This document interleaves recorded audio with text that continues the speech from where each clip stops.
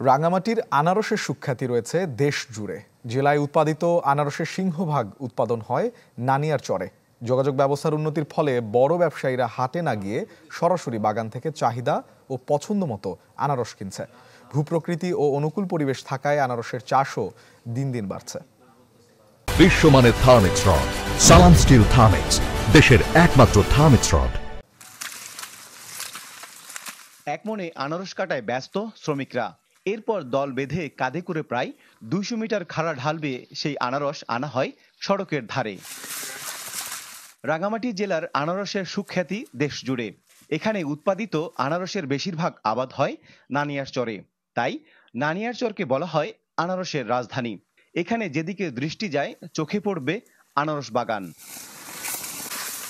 একসময় কৃষকরা নৌপথে আনারস নিয়ে আসতো বাজারে, কিন্তু যাতায়াত ব্যবস্থার উন্নতির ফলে বদলে গেছে সেই চিত্র। এখন ব্যবসায়ীরাই চলে যান বাগানে, দরদাম ঠিক করে কাটা হয় আনারস।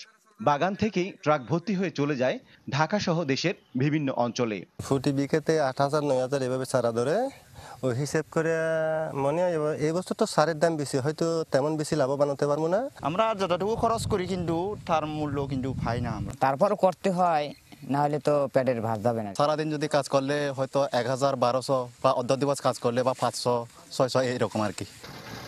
বাগান থেকে সরাসরি পরিবহন সুবিধার ফলে লাভবান হচ্ছেন ব্যবসায়ীরাও। আগে তো নদীর কাছে নিতে হয়েছে, বোট ভরতে হয়েছে, বোট থেকে আবার গাড়িতে আনলোড করতে হয়েছে। সড়ক যোগাযোগ ভালো দেখে আমরা খেতে না গাড়ি ঢুকাইতে পারতেছি। মালদা নিতে পারছি থেকে খরচটা কম, কেয়ারি কম, এর দিকে একটু 2টা পয়সা পাইতেছি। অনুকূল পরিবেশ থাকায় আনারস চাষ দিন দিন বাড়ছে বলে জানান কৃষি বিভাগের এই কর্মকর্তা। আবহাওয়াগত যে অনুকূল পরিবেশ দরকার, আনারস চাষের জন্য অম্লীয় মাটি দরকার, প্রত্যেকটা গুণাবলী আমাদের নানিয়ারচরে বিদ্যমান।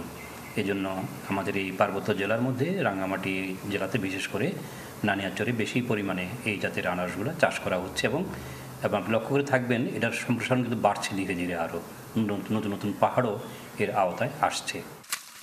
কৃষি বিভাগের তথ্য মতে চলতি বছর রাঙ্গামাটি জেলায় 2550 হেক্টর জমিতে আনারসের আবাদ হয়েছে, যার মধ্যে নানিয়ারচরে চাষ হয়েছে 1400 হেক্টর জমিতে।